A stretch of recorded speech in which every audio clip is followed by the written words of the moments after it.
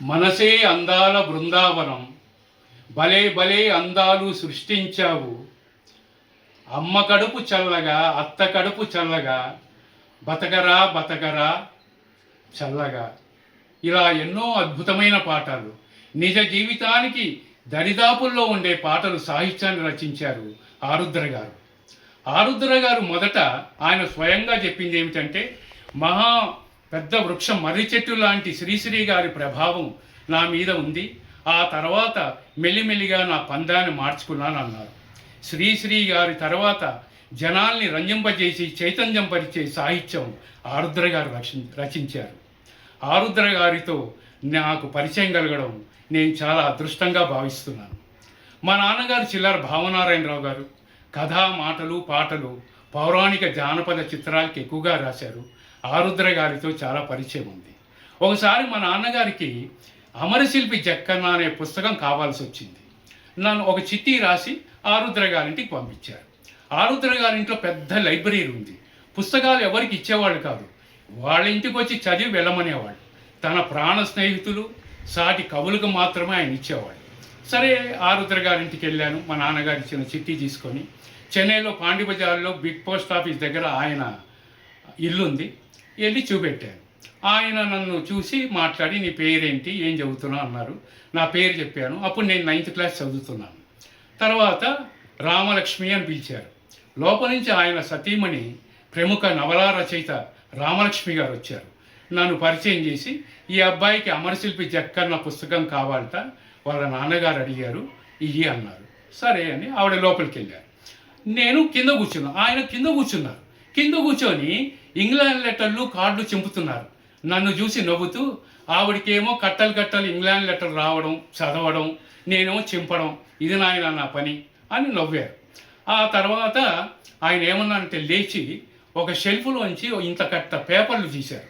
పేపర్లు తీసి, నాయనా కొంచెం హెల్ప్ చేస్తావా అని అడిగారు. ఏమిటండి అన్నా. ఈ 1 నుంచి 100 వరకు ఈ పేజీలు నువ్వు కరెక్ట్గా పెట్టు, నేను 100 నుంచి 200 పేజీలు నేను కరెక్ట్గా పెడతా, ఈ 2 కుట్టాను ఆయన అని అడిగారు.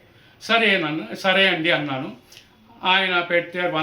నేను 100 నుంచి 100 వరకు పెట్టాను, ఆయన 100 నుంచి 200 పెట్టారు. మేమిద్దరం కలిసి కుడుతున్నాం. ఈ లోపల రామలక్ష్మి గారు వచ్చి మళ్ళీ మా ఇద్దరికి ఒక్కొక్క రవ్వ లడ్డు ఇచ్చారు. మేము ఆ రవ్వ లడ్డు తింటూ ఆ పుస్తకం కుట్టాం.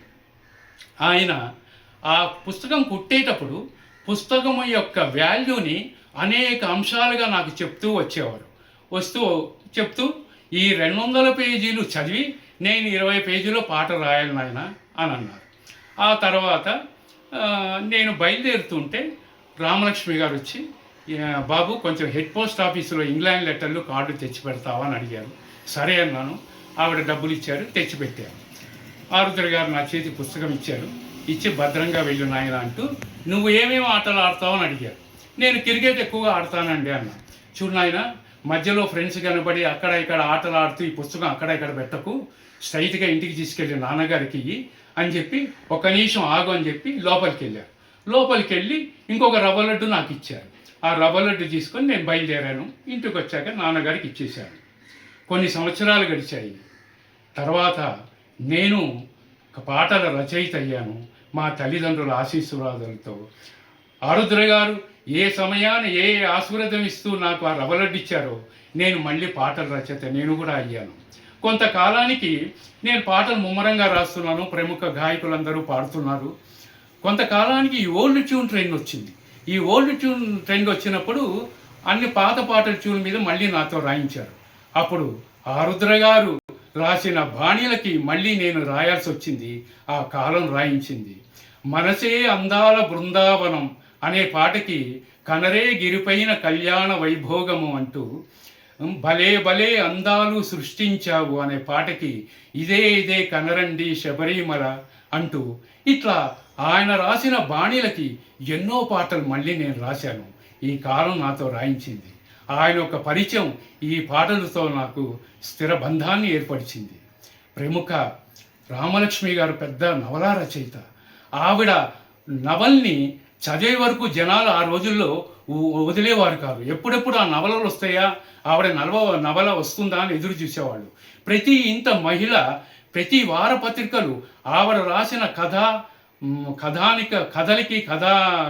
కవితల కోసం ఎదురు చూస్తుండేవాళ్ళు. ఇక ప్రముఖులు రాసిన పాటలు వినడానికి జనాలు ఇప్పుడున్న చేతుల్లో మొబైల్ ఎలా ఉన్నాయో ఆ రోజుల్లో ప్రతి వాళ్ళ చేతుల్లో ట్రాన్సిస్టర్లు, ప్యాకెట్ రేడియోలు ఉండేవి. మహారచయితలు ఆరుద్ర గారు రాసిన పాటలు వినడానికి, ఆనందించడానికి, ఆయన రాసిన పాటలకి చైతన్యం పొందడానికి ప్రజలు అందరూ ఉర్రూతలూగుతూ ఎదురు చూసేవాళ్ళు. అటువంటి మహారచయితలు ఆరుద్ర గారు, తర్వాత రామలక్ష్మి గారు తమ రచయిలతో ఒకప్పుడు ఆంధ్రదేశాన్ని ఒక చరిత్ర సృష్టించారు, ఉర్రూతలూగించారు. అటువంటి మహానుభావులతో నేను కొంతసేపు గడపడం, వాళ్ళతో పరిచయం పొందడం నా అదృష్టంగా భావిస్తున్నాను. ఇంకొక మహారచయితో మళ్ళీ మీకు షేర్ చేసుకుంటాను. అంతవరకు సెలవు.